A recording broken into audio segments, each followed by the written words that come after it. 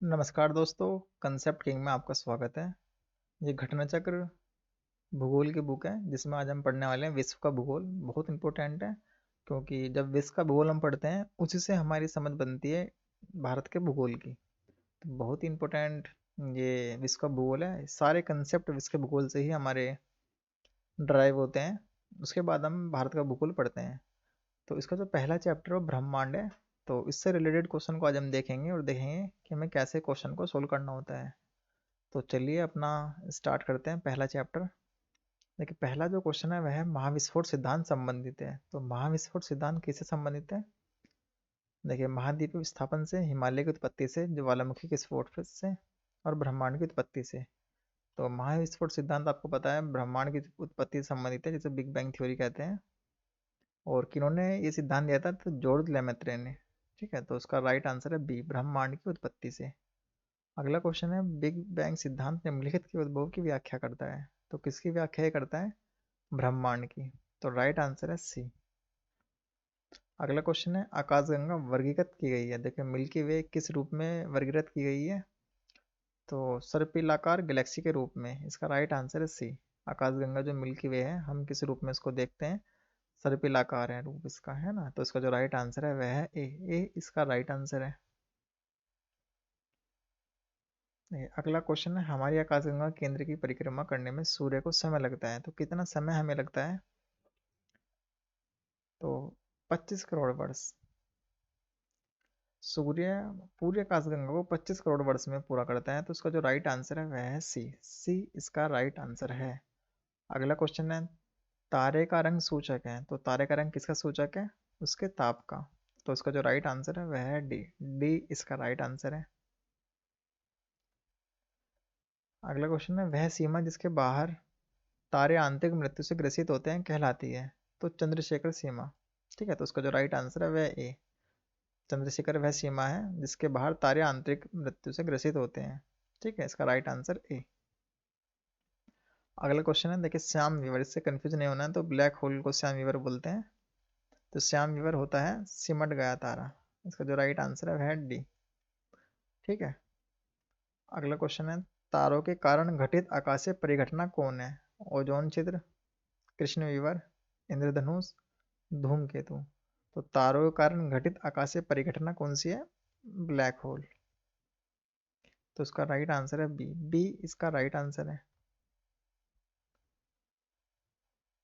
देखिए अगला क्वेश्चन है ब्लैक होल कृष्ण छिद्र सिद्धांत को प्रतिपादित किया था। तो किन्होंने किया था? तो एस चंद्रशेखर ने। तो एस चंद्रशेखर ने कृष्ण सिद्धांत या ब्लैक होल की सबसे पहले जानकारी दी थी। अगला क्वेश्चन है ब्लैक होल की जानकारी सर्वप्रथम किन्होंने दी थी? तो चंद्रशेखर जी ने। तो उसका ध्यान में आपको रखना है। तो एस चंद्रशेखर ने ब्लैक होल की सबसे पहले जानकारी दी थी। तो उसका जो राइट आंसर है वह है ए। ए इसका राइट आंसर है। अगला क्वेश्चन है ब्लैक होल एक ऐसा खगोलीय अस्तित्व है जिसे दूरबीन से नहीं देखा जा सकता है। तो आपको पता है कि ब्लैक होल सच में ही ऐसा अस्तित्व है जिसे दूरबीन से भी नहीं देखते। इसके अंदर प्रकाशित जाएगा तो वापस परावर्तन उसका नहीं होता है। कृष्ण छिद्र पर गुरुत्व क्षेत्र इतना प्रबल होता है कि ये प्रकाश को भी बस निकलने नहीं देता है। देखिए ये भी एकदम ठीक है। तो ए और आर दोनों ठीक है। और जो आर एस ए की सही व्याख्या भी करता है। तो इसका जो राइट आंसर है वह है ए। ए इसका राइट आंसर है। अगला क्वेश्चन है ब्लैक होल अंतरिक्ष में एक पिंड है जो किसी भी प्रकार के विकिरण को बाहर नहीं आने देता। इस गुण का कारण है इसका। तो क्या कारण है इसका? तो बहुत ऊंचा घनत्व, वो हाई डेंसिटी है, बहुत ऊंचा घनत्व है। तो इसका जो राइट आंसर है वह है सी। सुपरनोवा है। तो सुपरनोवा क्या है? एक ग्रहिका, एक ब्लैक होल, एक पुच्छल तारा या एक मृतप्राय तारा। तो सुपरनोवा एक मृतप्राय तारा है। तो उसका जो राइट आंसर है वह है सी, सॉरी डी। डी इसका राइट आंसर है, एक मृतप्राय तारा। अगला क्वेश्चन है हमारे अंतरिक्ष में कितने तारामंडल हैं? तो 88। तो 88 तारामंडल है। तो इसका जो राइट आंसर है वह है ए। अगला क्वेश्चन है निम्नलिखित में से कौन सी खगोलीय वस्तु नहीं है? तो खगोलीय वस्तु कौन सी नहीं है? तो कृष्ण मास्टर, जबकि पल्सर, भंगुर तारा और क्वासर ये खगोलीय वस्तु है। ब्लैक होल या कृष्ण मास्टर खगोलीय वस्तु नहीं है। अगला क्वेश्चन है, निम्नलिखित में से कौन अंतरिक्ष में नहीं पाया जाता है? तो ब्रिस्टल तारा या ब्रिटल तारा। ब्रिटल तारा अंतरिक्ष में नहीं पाया जाता, जबकि पल्सर, ब्लैक होल, क्वासर ये सब अंतरिक्ष में पाए जाते हैं। अगला क्वेश्चन है, एक निश्चित आकृति में व्यवस्थित तारों का समूह क्या कहलाता है? तो नक्षत्र कहलाता है। आपको पता है नक्षत्र की अगर डेफिनेशन आप पढ़ेंगे तो एक निश्चित पैटर्न में तारों का जो ग्रुप होता है उसको नक्षत्र कहते हैं। अगला क्वेश्चन है, हब्बल अंतरिक्ष टेलीस्कोप ने पहली बार एक दूरस्थ तारे की सतह की छाया भेजी है, उसका क्या नाम है? तो बीटल बीटलग्यूस। तो बीटलग्यूस का राइट आंसर है सी, इसका राइट आंसर है।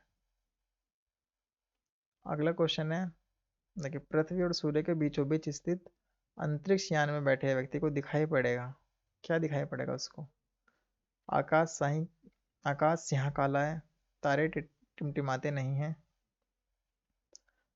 अंतरिक्ष यान के बाहर का ताप पृथ्वी तल के ताप से कहीं अधिक है। देखिए ये तीनों सिचुएशन ही अंतरिक्ष यान में बैठे व्यक्ति को दिखाई पड़ेगी। ठीक है ना, कि उसे पता है कि आकाश यहाँ काला है, तारे टिमटिमाते नहीं हैं, और अंतरिक्ष यान के बाहर का ताप पृथ्वी के तल के ताप से कहीं अधिक है। तो ये सभी राइट आंसर है।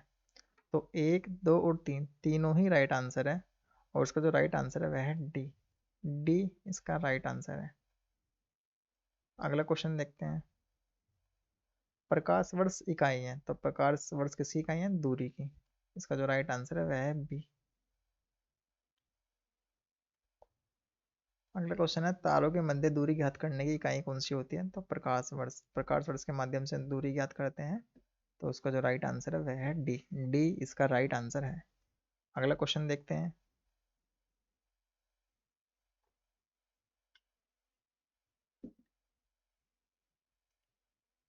यदि एक प्रेक्षक तारों को क्षितिज से लंबवत उड़ते देखता है तो वह अवस्थित है।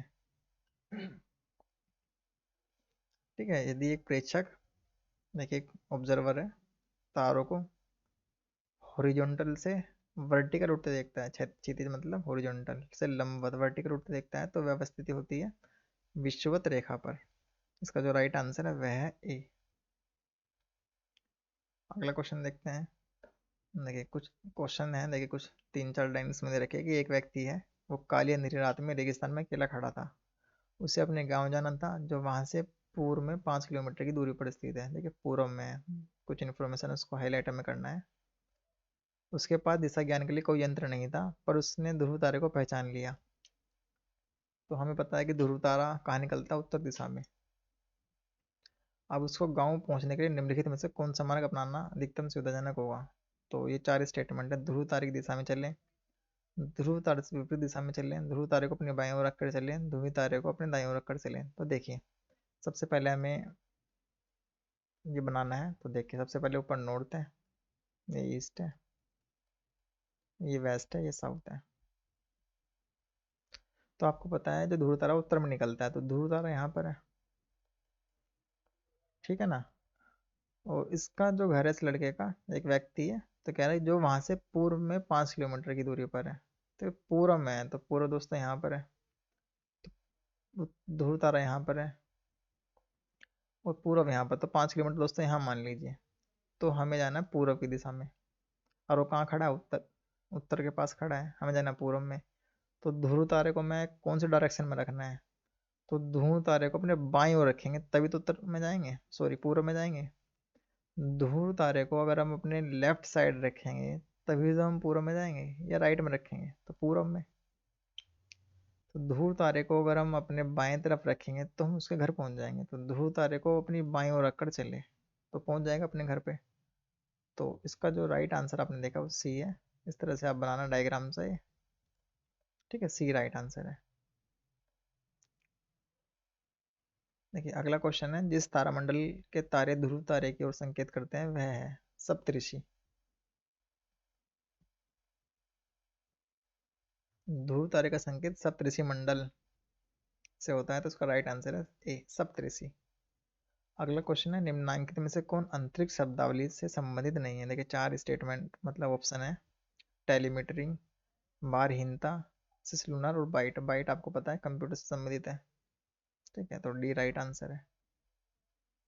देखिए अगला क्वेश्चन है, कभी कभी समाचारों में event, horizon, singularity, string theory, standard model जैसे शब्द किस संदर्भ में आते हैं? तो ये ब्रह्मांड का प्रेक्षण और बोध करने के लिए। ठीक है, तो इसका जो राइट आंसर है वह है ए इसका राइट आंसर है। देखिए सौरमंडल है, सोलर सिस्टम के सूर्य हमारे केंद्र में होता है, बाकी ग्रह इसके चक्कर लगाते हैं। तो 8 ज्ञात ग्रह हैं, तो उनको देखेंगे। सौरमंडल किससे मिलकर बना है? सूर्य और उसके 8 ज्ञात ग्रहों से मिलकर। उसमें कुछ उपग्रह हैं, तो इनको ही इन्हें ही सौरमंडल कहते हैं। ठीक है, तो ये तो थी डेफिनेशन आपकी सौरमंडल क्या है। सूर्य और 8 ज्ञात ग्रह और कुछ आपके उपग्रह। तो देखते हैं सौरमंडल से कौन कौन से क्वेश्चन एग्जाम में बने हैं। तो पहला जो क्वेश्चन है वह है, निम्नलिखित में से कौन सा सौरमंडल का भाग नहीं है? तो क्षुद्र ग्रह, धूमकेतु, ग्रह, निहारिका। तो निहारिका नहीं है, जबकि क्षुद्र ग्रह, ग्रह, धूमकेतु ये सब है। अगर आपने सोलर सिस्टम का आपने डायग्राम देखा है, इमेज देखा है, तो आप आसानी से इन क्वेश्चन को कर सकते हैं। कि अगला क्वेश्चन है, यह किसने सर्वप्रथम प्रतिपादित किया कि सूर्य हमारे सौरमंडल का केंद्र है और पृथ्वी उसकी परिक्रमा करता है? तो कोपर्निकस, कोपर्निकस ने ये पहली बार कहा था। तो उसका जो राइट आंसर है वह है डी। अगला जो क्वेश्चन है वह है, वैज्ञानिक जिन्होंने सर्वप्रथम खोज की कि पृथ्वी सूर्य के चारों ओर घूमती है? तो कोपर्निकस ने सबसे पहले कहा था। तो उसका जो राइट आंसर है वह है सी।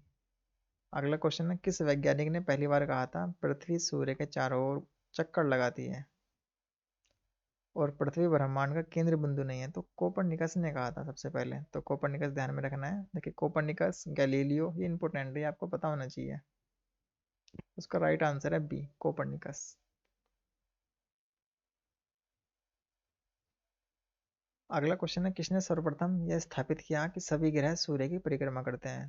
तो निकोलस कोपर्निकस ने सबसे पहले कहा था कि सूर्य केंद्र में होता है और बाकी जितने भी ग्रह हैं पृथ्वी समेत वे सूर्य के चारों ओर चक्कर लगाते हैं। तो राइट आंसर है ए। अगला क्वेश्चन है, हमारे सौर परिवार के संदर्भ में निम्नलिखित में से कौन सा कथन सही है? तो कौन सा सही है? हमारे सौर परिवार के सभी ग्रहों में पृथ्वी से घनतम है, पृथ्वी के संगठन में मुख्य तत्व सिलिकॉन है, सूर्य में सौर परिवार के द्रव्यमान का 75% अंतर्विष्ट है, सूर्य का व्यास पृथ्वी के व्यास से 190 गुना है। तो इनमें से जो राइट आंसर है वो आपका ये है। क्यों? क्योंकि हमारे सौर परिवार के सभी ग्रहों में पृथ्वी से घनतम है। ठीक है, अगला क्वेश्चन देखते हैं। सौरमंडल में ग्रहों की संख्या कितनी है? देखिए 1992 में क्वेश्चन ये पूछा गया था, तो उस टाइम पे 9 थे। वर्तमान में प्लेटो ग्रह को हटा दिया है, प्लेटो ग्रह को, और 8 ग्रह वर्तमान में बचे हैं। ठीक है, तो वर्तमान में पूछेगा तो 8 ग्रह आपको बताने हैं। प्लेटो को ग्रह से निकाल दिया है, उसके कुछ रीजन है। तो उसका राइट आंसर है बी।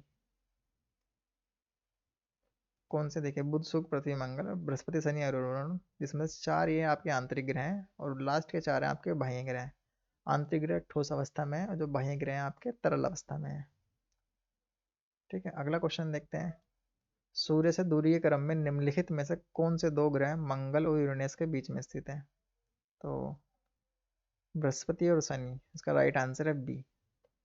अगला क्वेश्चन देखते हैं। निम्नलिखित ग्रहों को उनकी सूर्य से दूरी के बढ़ते क्रम में व्यवस्थित कीजिए।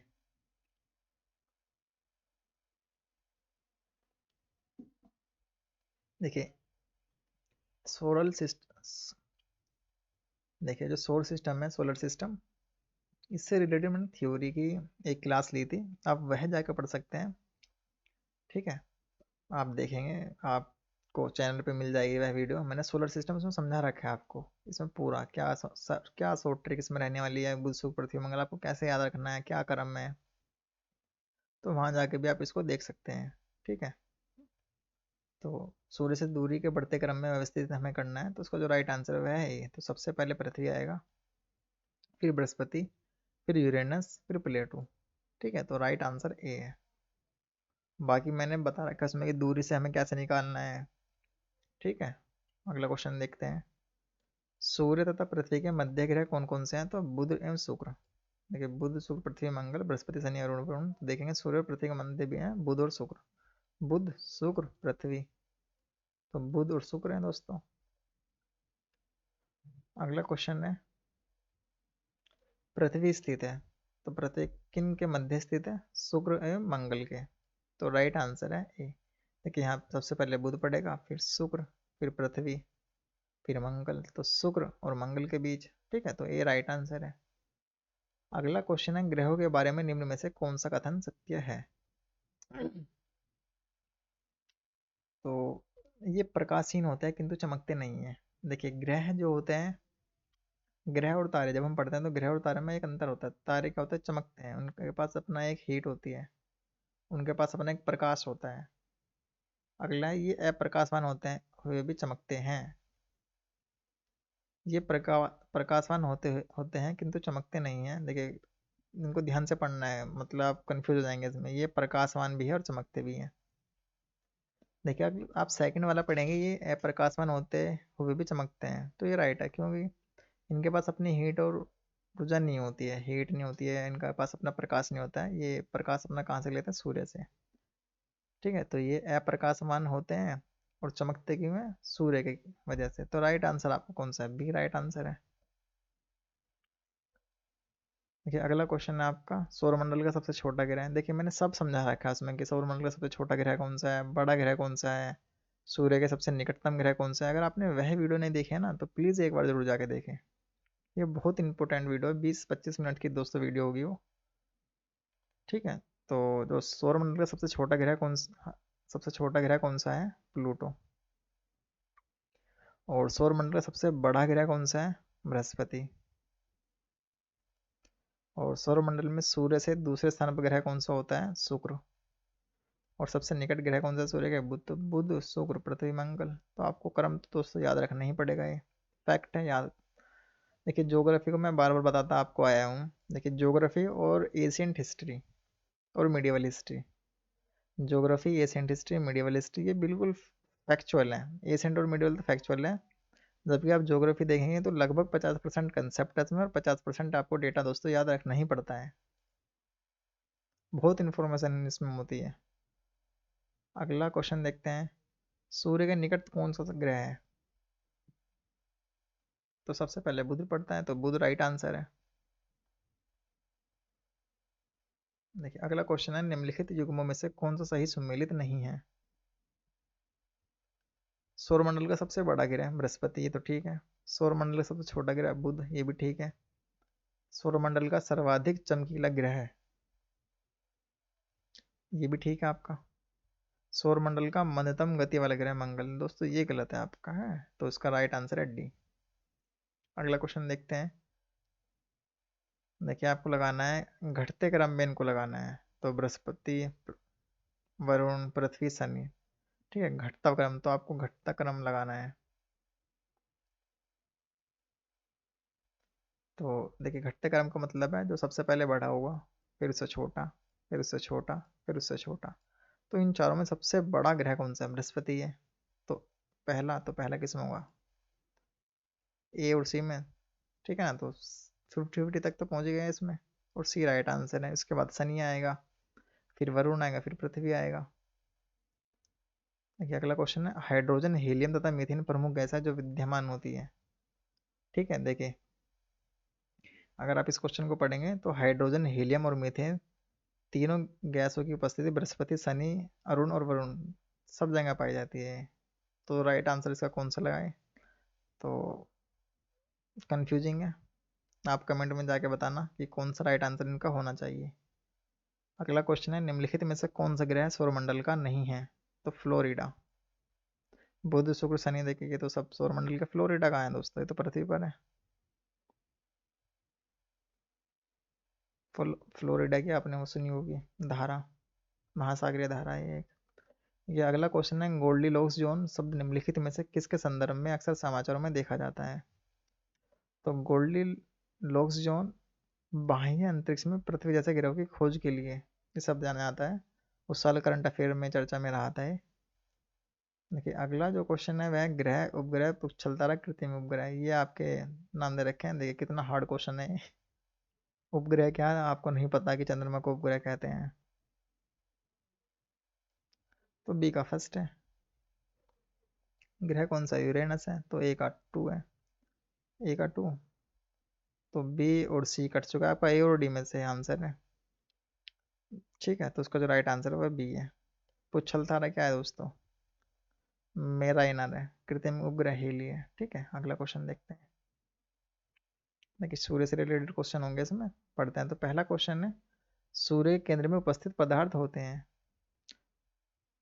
देखिए जो सूर्य के केंद्र में होता है, ठोस, द्रव और गैसीय अवस्था। तो राइट आंसर है ए। ठीक है, अगला क्वेश्चन देखते हैं। सूर्य की ऊर्जा उत्पन्न होती है तो किसके कारण होती है? देखिए इंपॉर्टेंट क्वेश्चन है ये।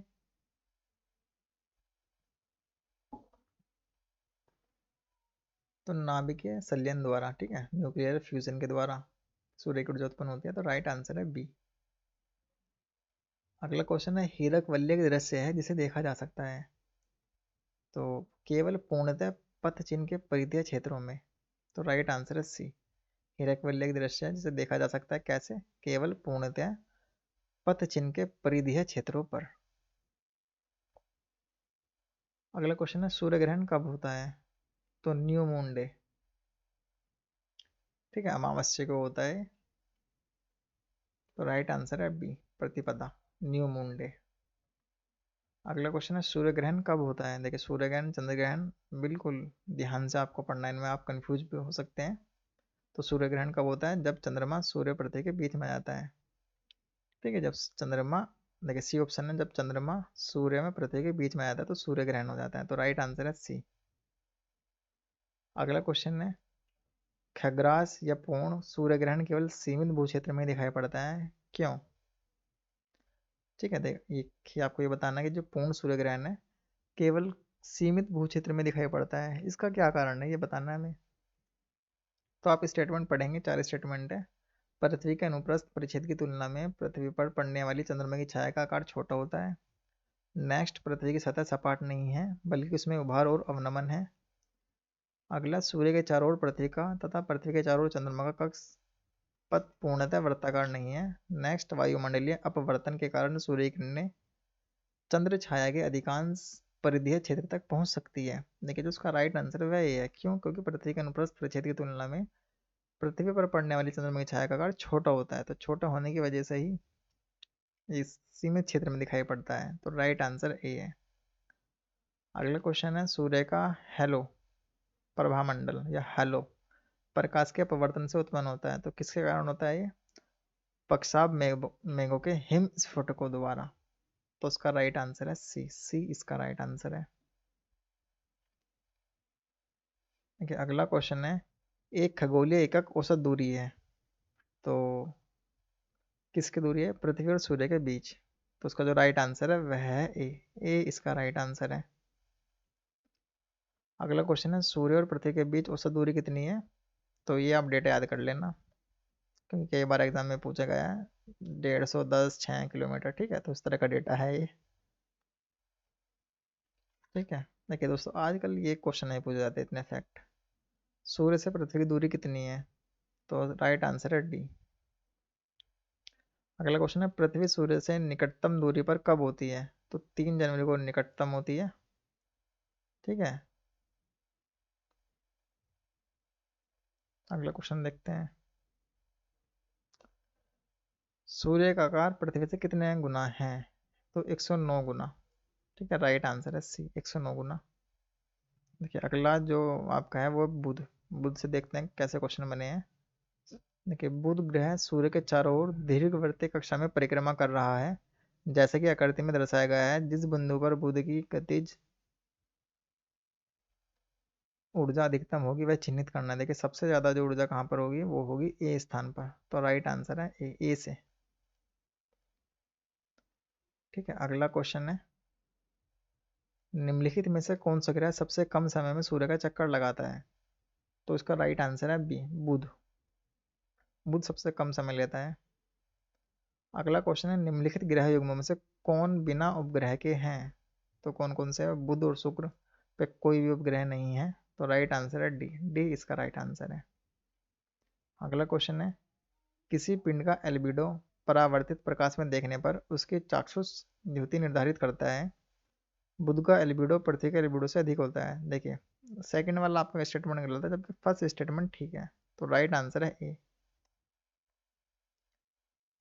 देखिए अगला क्वेश्चन है, सौरमंडल का सबसे गर्म ग्रह कौन सा है? तो शुक्र। शुक्र राइट आंसर है। इवनिंग स्टार किसे कहते हैं? शुक्र को। तो राइट आंसर है सी। और देखिए, निम्नलिखित में से किसे को भोर का तारा के नाम से भी जाना जाता है? तो शुक्र को जाना जाता है। देखिए, इवनिंग स्टार या मॉर्निंग स्टार किसे कहा जाएगा? शुक्र को कहा जाएगा, ये आपको ध्यान में रखना है। लाल ग्रह किसे कहा जाता है? मंगल को। देखिए, अगला ग्रह है शुक्र ग्रह पर मानव जीव का होना अत्यधिक असंभाव्य है। ठीक है, शुक्र के वायुमंडल में कार्बन डाइऑक्साइड अत्यधिक उच्च स्तर पर है। देखिए, दोनों ही स्टेटमेंट आपके ठीक है। स्टेटमेंट और कारण दोनों ठीक है। ठीक है, तो ए और आर दोनों सही है और इसकी सही व्याख्या भी करता है। तो राइट आंसर है ए। देखिए, अगला क्वेश्चन है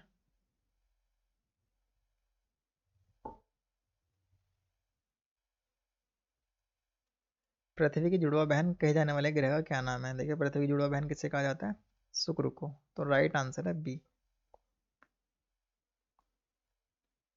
अगला क्वेश्चन है मैगलन अंतरिक्ष यान किस ग्रह हेतु भेजा गया था? तो शुक्र के लिए भेजा गया था। इसका राइट आंसर है डी। एक बहुत सारे क्वेश्चन करंट अफेयर में चर्चा में होता है। देखिए, 1989 में चर्चा में रहा था तो तब एग्जाम में पूछा गया है। देखिए, पृथ्वी से रिलेटेड क्वेश्चन देखते हैं कि पहला क्वेश्चन है निम्नलिखित में से किसने सबसे पहले यह कहा था कि पृथ्वी गोलाकार है? तो सबसे पहले किन्होंने कहा था? अरस्तु ने। तो इसका जो राइट आंसर है वह है ए। ए इसका राइट आंसर है। देखिए, सुकरात, प्लेटो, अरस्तु ये आपको पता होनी चाहिए। अगला क्वेश्चन है एक जीवधारी के रूप में पृथ्वी का वैज्ञानिक नाम क्या है? तो उसका नाम है ग्रीन प्लेनेट। ठीक है, ग्रीन प्लेनेट इसका राइट आंसर है। अगला क्वेश्चन देखते हैं पृथ्वी का व्यास कितना है? तो पृथ्वी का व्यास है 12,800 किलोमीटर। अगला क्वेश्चन पृथ्वी पर एक स्थान से बढ़ते हुए अक्षांश वाले दूसरे स्थान पर किसी वस्तु का वजन घटता है। ठीक है, पृथ्वी एक परिशुद्ध गोला नहीं है। देखिए, पहला स्टेटमेंट जो है वो बिल्कुल गलत है, जो कि पृथ्वी एक परिशुद्ध गोला नहीं है ये ठीक है। ठीक है, तो ए गलत है, आर सही है। तो डी राइट आंसर है, क्योंकि आपको पता है पृथ्वी परिशुद्ध गोला का कहाँ है। ठीक है ना, तो जियोड आकृति में है वो। देखिए, जियोड है वो। ठीक है, थोड़ा पूरी पूर्णतः गोल नहीं है, चपटी आकार की है थोड़ी सी। अगला क्वेश्चन है पृथ्वी के तरल अभ्यंतर में भिन्न चंद्रमा का अभ्यंतर है। तो श्यान द्रव। तो राइट आंसर है सी।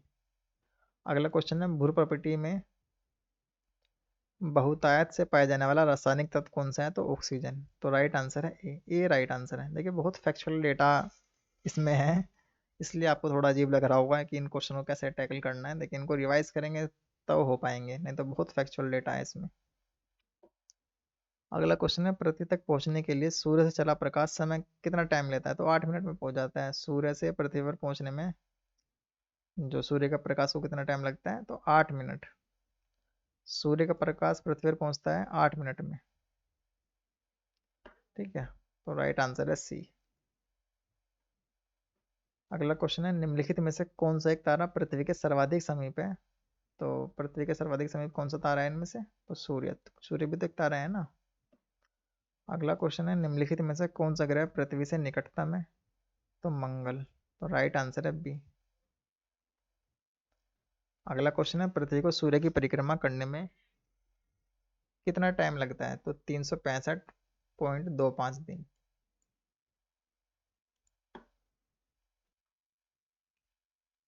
अगला क्वेश्चन देखते हैं। देखिए, अगला क्वेश्चन है अपने परिक्रमा पथ में पृथ्वी लगभग किस माध्य वेग से सूर्य का चक्कर लगाती है? तो 30 किलोमीटर प्रति सेकंड की रफ्तार से। तो राइट आंसर है बी। अगला क्वेश्चन है पृथ्वी परिभ्रमण करते हुए प्रति मिनट करीब करीब कितनी दूरी तय कर लेती है? तो इसका जो राइट आंसर, आप मुझे कमेंट सेक्शन में जाके बताना क्या राइट आंसर इसका होना चाहिए। जबकि आप एक्सप्लेनेशन को देखेंगे तो 24 घंटे में तय करती है, और 24 घंटे का मतलब होगा दोस्तों 1670 किलोमीटर प्रति घंटा। ठीक है ना, तो राइट आंसर आप बताना कि कौन सा है। अगला क्वेश्चन है पृथ्वी की भूमध्य रेखा परिधि है लगभग कितनी है? 40,000 किलोमीटर। ये बहुत फैक्चुअल डेटा है, कितना फैक्चुअल पूछते हैं। पृथ्वी की परिक्रमण धुरी सदा झुकी होती है, तो 23.5 डिग्री। ये तो अच्छा क्वेश्चन है, तो डी राइट आंसर है।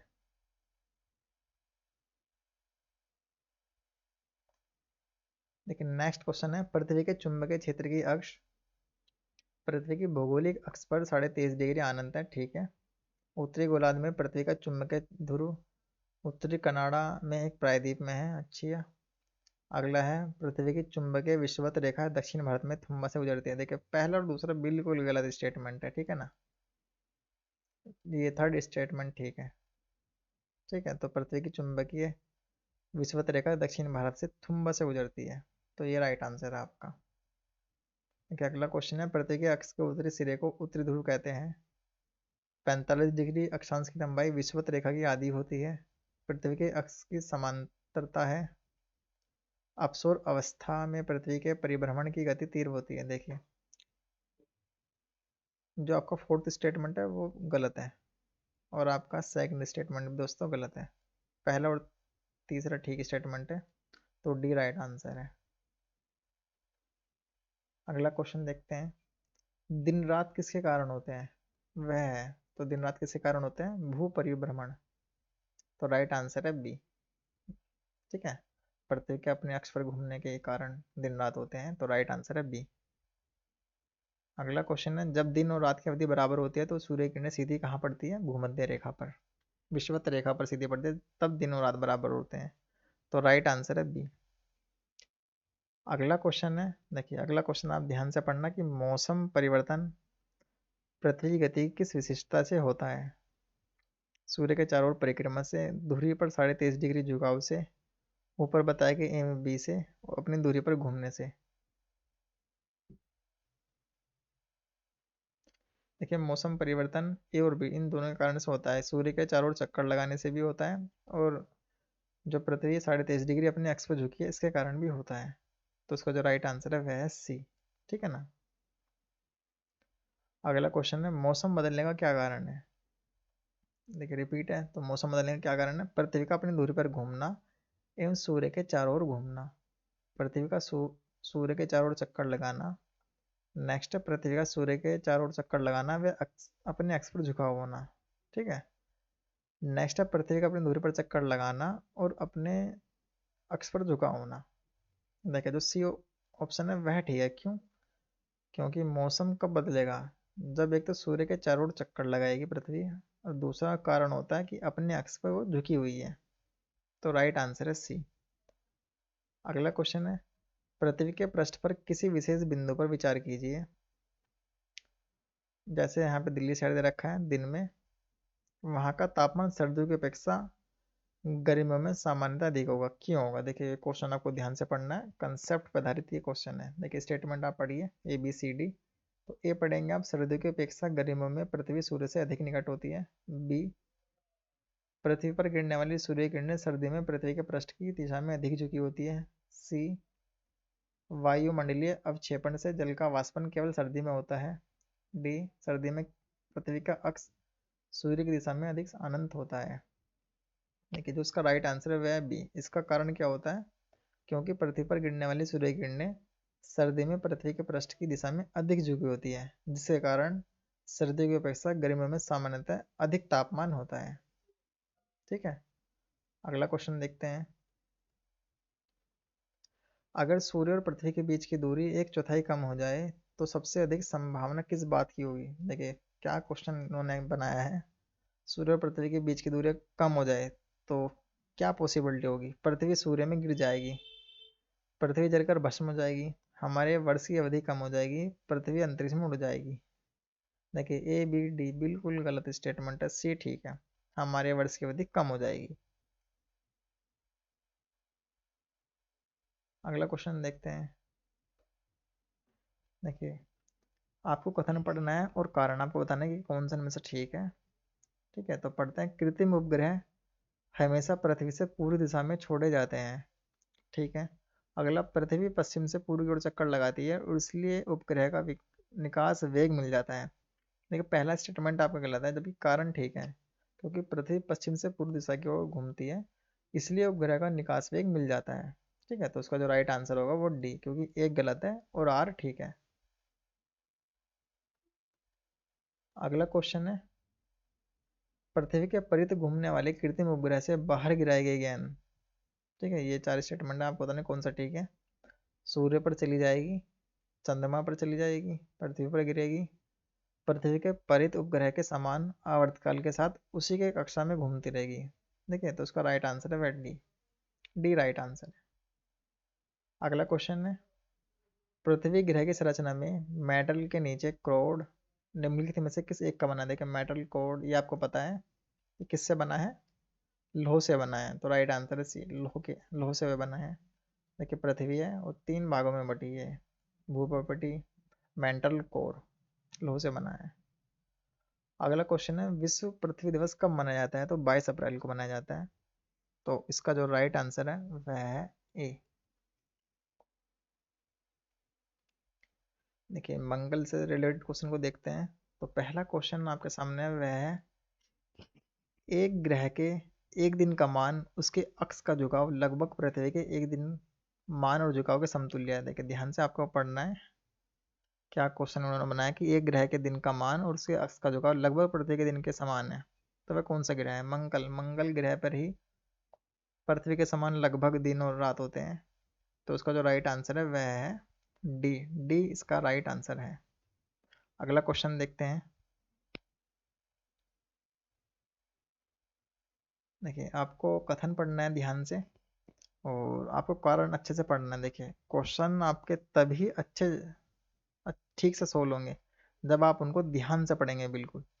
देखिए, आपको पढ़ना है, पृथ्वी द्वारा सूर्य की परिक्रमा की समयावधि की तुलना में मंगल ग्रह द्वारा सूर्य की परिक्रमा की समयावधि कम है। ठीक है ना? अगला आप पढ़ेंगे, मंगल ग्रह का व्यास पृथ्वी के व्यास की तुलना में कम है। देखिए, पृथ्वी और मंगल जो ग्रह है उनमें दिन और रात की अवधि लगभग बराबर होती है, तो पहला स्टेटमेंट तो इस बेस पे गलत हो जाएगा आपका। जबकि पृथ्वी ग्रह का व्यास पृथ्वी के व्यास से कम है, ये ठीक है आपका। आर ठीक है, ये गलत है। ये गलत है, आर ठीक है, तो डी राइट आंसर है। अगला क्वेश्चन देखते हैं, पृथ्वी पर जीवन की उपस्थिति के लिए निम्नलिखित में से कौन सी एक अवस्था सबसे सुसंगत है? तो आप पढ़िए। देखिए, इसमें देखिए, सबसे पहला जो स्टेटमेंट है वह वायुमंडलीय संगठन, और फिर तापीय अवस्थाएं, फिर बर्फ छत्रकों और हिमशीतित जल की उपस्थिति और ओजोन की उपस्थिति। देखिए, मंगल पर जीवन की उपस्थिति के लिए क्या चीज़ होना चाहिए कि बर्फ छत्रकों और हिमशीतित जल की उपस्थिति। देखिए, इनका होना जरूरी है। ठीक है, तो राइट आंसर है सी। अगला क्वेश्चन देखते हैं, किसमें पृथ्वी के अलावा अन्य जीवन की संभावना है क्योंकि वहां का पर्यावरण जीवन के लिए अनुकूल है? तो किसका है? बृहस्पति, सॉरी मंगल। मंगल, ठीक है, तो मंगल ग्रह, तो राइट आंसर है बी। देखिए, बुध शुक्र पृथ्वी मंगल ये 4 आपके ठोस ग्रह हैं, बृहस्पति शनि अरुण वरुण ये आपके गैसीय अवस्था में है, तो राइट आंसर इसका होगा बी। अगला क्वेश्चन देखते हैं। देखिए, अगला क्वेश्चन है, फिनिक्स मार्स लैंडर मंगल ग्रह की सतह पर किस तिथि को उतरा था? तो राइट आंसर है 26 मई 2008। देखिए, करंट अफेयर में ये कुछ क्वेश्चन कभी रिपीट नहीं होने के क्वेश्चन ये। देखिए, अगला जो जो आपका सब टॉपिक है वह है बृहस्पति, सबसे बड़ा ग्रह है ये। तो देखते हैं इससे रिलेटेड क्वेश्चन को। ये पहला क्वेश्चन है, बृहस्पति ग्रह के चंद्रमाओं की खोज निम्न में से किस एक वैज्ञानिक ने की थी? तो गैलीलियो ने की थी। देखिए, 3-4 नाम आपको बिल्कुल याद रखने चाहिए, कोपरनिकस, गैलीलियो, न्यूटन, केपलर।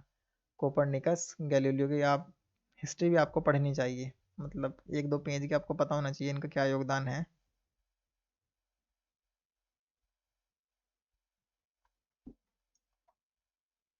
देखिए, अगला क्वेश्चन देखते हैं, सौरमंडल में सबसे बड़ा ग्रह कौन सा है?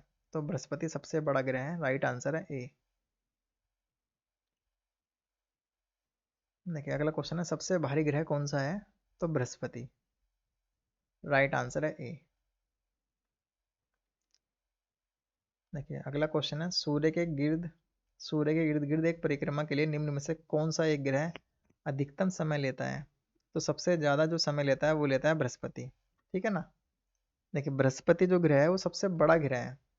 ठीक है, 8 जितने भी ग्रह हैं, 8 ग्रह हैं, तो उनमें से बृहस्पति सबसे बड़ा ग्रह है, ये आपको ध्यान में रखना है। अगला क्वेश्चन है, बृहस्पति का वलय होता है तो सिलिकेटा का बना होता है, तो राइट आंसर है ए। अगला क्वेश्चन है, निम्नलिखित में से कौन से ग्रह के सर्वाधिक प्राकृतिक उपग्रह हैं? तो किसके हैं? शनि के। राइट आंसर है सी।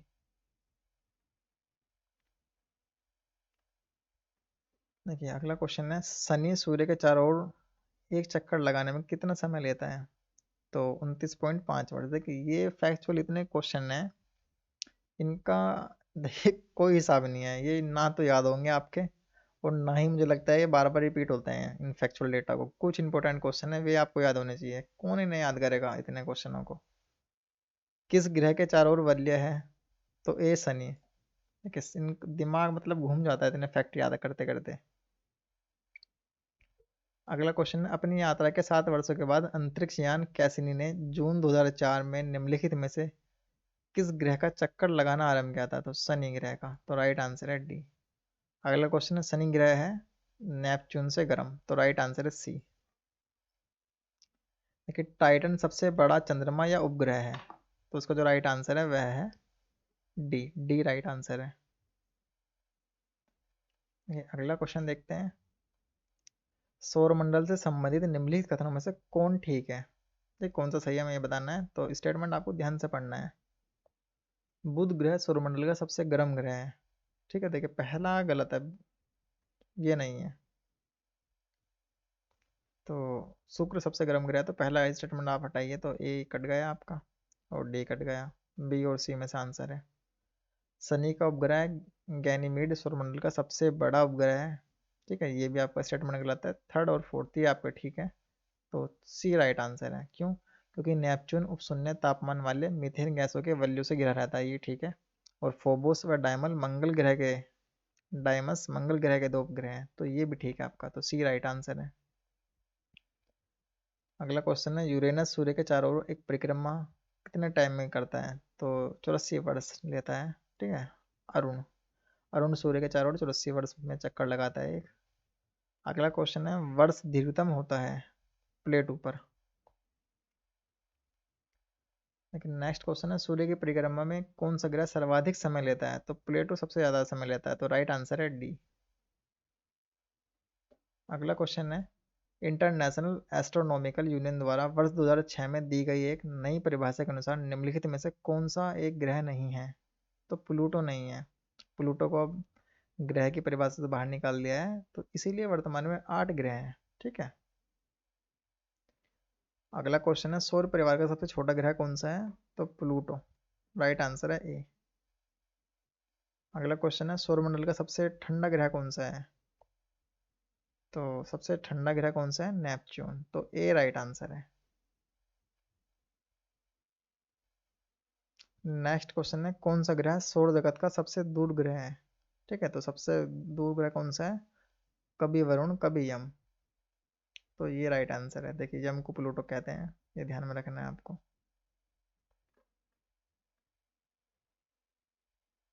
देखिए अगला क्वेश्चन है, यद्यपि सामान्यतः प्लूटो सबसे दूरस्थ ग्रह है, पर उसका परिभ्रमण पथ बहुत ही दीर्घवृत्तीय है, जो किसी अन्य ग्रह के पथ को काटता है। परिणामतः 1979 में 1979 से आरंभ हुई 20 वर्ष की अवधि में प्लूटो सबसे दूरस्थ नहीं है। तो कौन सबसे दूरस्थ है? तो सबसे दूरस्थ कौन सा? नेपच्यून है फिर। अगला क्वेश्चन है, निक्स व हाइड्रा चंद्रमा है, तो प्लूटो के चंद्रमा है। तो राइट आंसर है ए।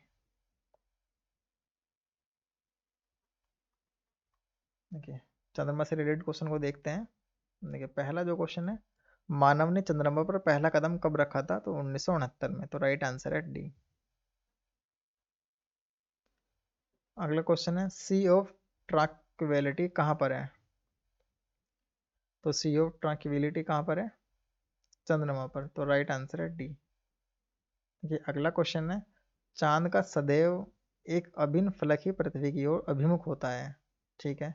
चांद अपने अक्ष पर 23.5 डिग्री, सॉरी, चांद अपने अक्ष पर 23.5 दिवस में घूर्णन पूरा करता है, जो लगभग उतनी ही अवधि है जिसमें वह पृथ्वी परिक्रमा पूरा करता है। देखिए ये स्टेटमेंट आपका गलत है। आर ठीक है ना, आर गलत है कारण, और ए ठीक है आपका, क्योंकि चांद का सदैव एक अभिन्न फलक ही पृथ्वी की ओर अभिमुख दिखता है।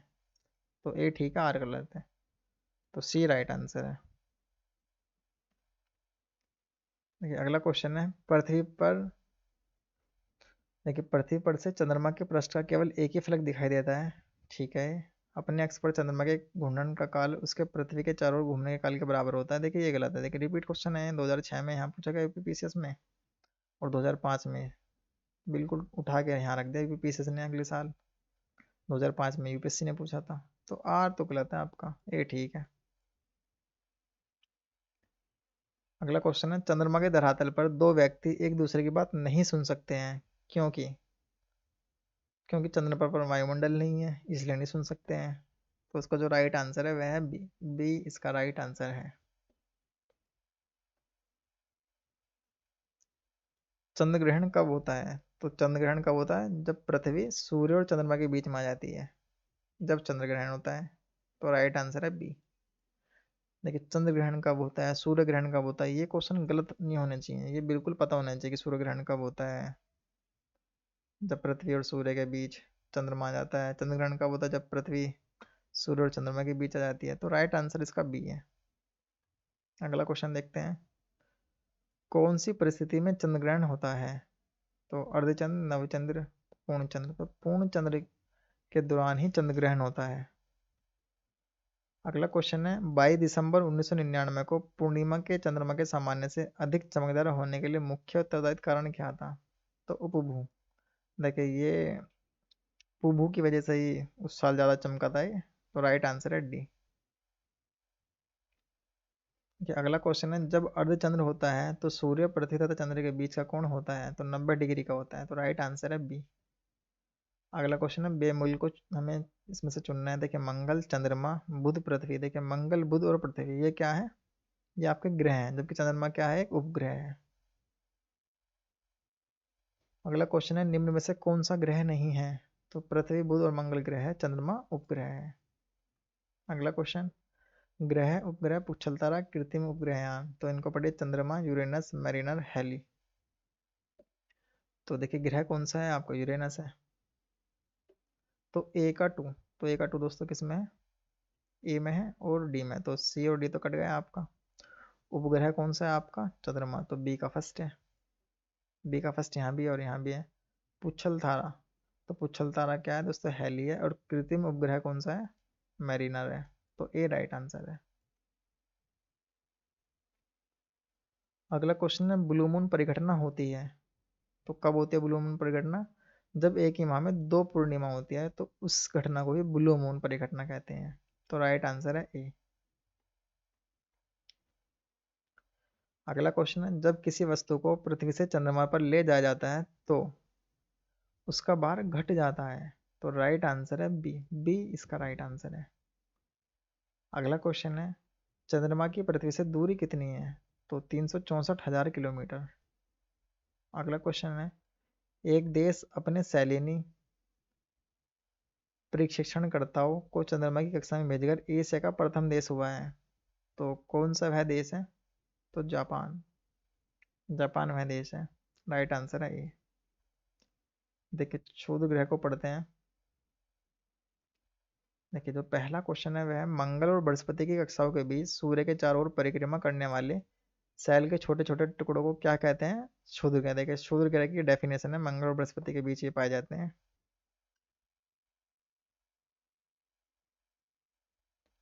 अगला क्वेश्चन है, क्षुद्र ग्रह के विषय में निम्नलिखित कथनों पर विचार करना है। ठीक है, तो पहला है, क्षुद्र ग्रह सूर्य की परिक्रमा करने वाले विभिन्न आकार के चट्टानी मलबे हैं। ठीक है, हाँ बिल्कुल है, ये राइट है। अगला है, अधिकांश क्षुद्र ग्रह छोटे हैं किंतु व्यास 1,000 किलोमीटर तक बड़ा है। ये भी ठीक है। अगला है, क्षुद्र ग्रह की कक्षा बृहस्पति और शनि की कक्षाओं के मध्य स्थित है। देखिए ये गलत है, क्योंकि क्षुद्र ग्रह की कक्षा बृहस्पति और शनि के बीच नहीं है, यह है मंगल और बृहस्पति के बीच। तो थर्ड स्टेटमेंट गलत है आपका, पहला दूसरा ठीक है। तो सी राइट आंसर है। अगला क्वेश्चन है, सौरमंडल में क्षुद्र ग्रह छोटे खगोलीय पिंड है, ये किन ग्रहों के मध्य पाए जाते हैं? मंगल और बृहस्पति के मध्य है। तो राइट आंसर है बी। अगला क्वेश्चन है, देखिए क्षुद्र ग्रह और धूमकेतु के बीच हमें अंतर बताना है। तो पहला अंतर है, क्षुद्र ग्रह लघु चट्टानी ग्रहिकाएं हैं, जबकि धूमकेतु हिमशीतित गैसों से निर्मित होते हैं, जिन्हें चट्टानी और धातु पदार्थ आपस में बांधे रहते हैं। नेक्स्ट, क्षुद्र ग्रह अधिकांश बृहस्पति और मंगल के परिक्रमाथाओं के बीच पाए जाते हैं, जबकि धूमकेतु अधिकांश शुक्र और बुध के बीच पाए जाते हैं। अगला, धूमकेतु गोचर दीप्तिमान पुच्छ दर्शाते हैं, जबकि क्षुद्रग्रह यह नहीं दर्शाते हैं। देखिए ये बिल्कुल ही कंसेप्ट है कि धूमकेतु और क्षुद्रग्रह में क्या डिफरेंस है, सभी बुक्स में दिया रहता है ये। तो जो सेकंड वाला है वह गलत स्टेटमेंट है, ठीक है, जबकि पहला और थर्ड वे ठीक है। आप इसको दोबारा पढ़ना। तो पहला आप पाएंगे ये चट्टाने के बने होते हैं और ये हिमशितित के बने होते हैं, तो ये बिल्कुल स्टेटमेंट जेनेरिक स्टेटमेंट, जबकि जो सेकंड वाला है वो स्टेटमेंट गलत है। ठीक है, तो धूमकेतु शुक्र और बुध के बीच पाया था, ये स्टेटमेंट आपका गलत है। देखिए अगला जो है, अगला क्वेश्चन देखते हैं। धूमकेतु की पूंछ सूर्य से परे दिष्ट होती है क्योंकि। देखिए आपको बताना, चार स्टेटमेंट है। पहला, जैसे जैसे धूमकेतु सूर्य के चारों ओर घूर्णन करता है, वैसे वैसे उसका हल्का द्रव्यमान केवल अपकेंद्रीय बल के कारण दूर क्षिप्त हो जाता है। नेक्स्ट, जैसे जैसे धूमकेतु घूर्णन करता है, उसका हल्का द्रव्यमान उसकी पूंछ की दिशा में स्थित किसी तारे द्वारा आकर्षित हो जाता है। अगला, सूर्य द्वारा उत्सर्जित विकिरण धूमकेतु पर भेज्य दाब डालता है, जिससे उसकी कक्ष जिससे उसकी पूंछ सूर्य से दूर क्षिप्त हो जाती है। देख कितने स्टेटमेंट है, कितने लंबे लंबे स्टेटमेंट इन्होंने दे रखे हैं। इसका जो राइट आंसर है वो सी है। कितनी इन्फॉर्मेशन उन्होंने दे रखी है। अगला क्वेश्चन है, हेल बाप किसका नाम है। तो हेल बॉब किसका नाम है, पुच्छल तारे का। नेक्स्ट क्वेश्चन है, सुमेकर लेविन 9 धूमकेतु किस ग्रह से टकराया था। तो बृहस्पति से टकराया था। इसका राइट आंसर है सी। उल्का क्या है। देखिए उल्का क्या है, बाह्य अंतरिक्ष से पृथ्वी के वायुमंडल में प्रविष्ट हुआ द्रव्य का अंश। तो इसका राइट आंसर है बी। लेकिन नेक्स्ट जो चैप्टर है वो है पृथ्वी। देखिए इस चैप्टर में हमने क्या देखा, जो हम विश्व का भूगोल पढ़ रहे हैं, सबसे पहले हमें पता नहीं हम क्या पढ़ रहे हैं, विश्व का भूगोल। उसमें हमने जो देखा है वो पहला चैप्टर देखा है, और चैप्टर का नाम था ब्रह्मांड। ब्रह्मांड में कुछ छोटे छोटे टॉपिक हैं, जैसे सौरमंडल है, सूर्य है, बुध, शुक्र, पृथ्वी, मंगल है, बृहस्पति एक ग्रह है, क्षुद्र ग्रह हैं। तो इनसे रिलेटेड कुछ क्वेश्चन दे रखे हैं। तो सबसे पहले आपकी जिम्मेदारी क्या होती है कि ब्रह्मांड वाले चैप्टर को आप अच्छे से पहले पढ़ें। उस चैप्टर को पढ़ने के बाद आप क्वेश्चन को सोल्व करें। ये क्वेश्चन को हमें केवल ये देखना है कि फोकस एरिया क्या है, क्वेश्चन की प्रकृति क्या है, क्वेश्चन किस मात्रा में रिपीट हो रहे हैं। तो ये तीन चार कारण है। तो सबसे पहले आपको पहले अपनी बुक पढ़नी है, कोई एक बुक जो आप पढ़ रहे हैं, फिर आपको पिछले साल के पेपर देखने हैं, तब इन क्वेश्चन को सोल्व करेंगे। तो बहुत फैक्ट डेटा है, कहाँ तक आप याद करेंगे इनको। ठीक है, तो नई वीडियो में मिलते हैं जिसमें हम पृथ्वी को पढ़ेंगे। तब तक के लिए धन्यवाद। Thank you for watching.